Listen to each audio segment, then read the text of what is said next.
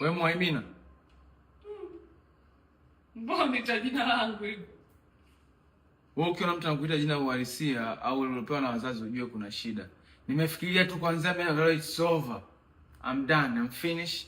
Kila mtu afuate maisha yake, nimeangalia mahusiano sioni future. Ukipata mtu mwingine olewa na mimi nikipata mtu mwingine it's okay. Sawa. Yaani sioni future kabisa, yani sioni tukipata watoto eti wanaenda kusoma, eti wanaenda shule, eti wanapanda school. Sioni kila nikiangalia. Hamna shida. Fisa bilai, hata nitapata mwingine kama wewe.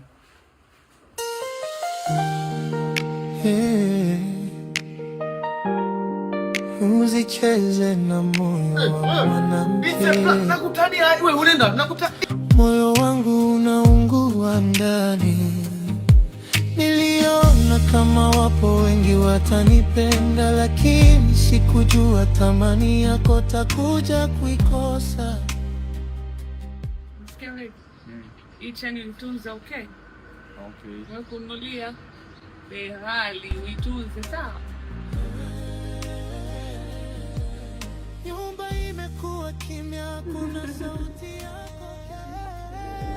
Nina hali na kuita usiku na mchana. Ani zangu hazifiki ulipo mama. Nilicheza na penzi la kweli, sasa najuta yangu ina maana.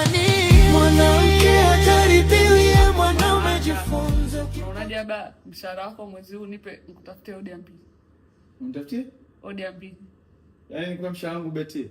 Tupate hela nyingi. Nakuwa nahakikisha na walinda, nampa win au draw.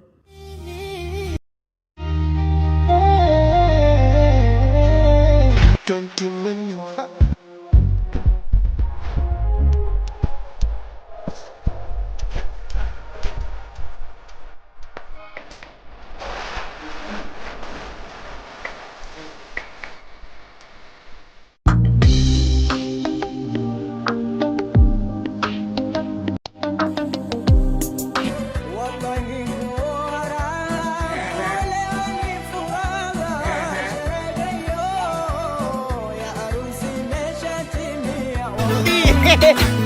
siku tatu toka tumeachana, yani juzi kuamkia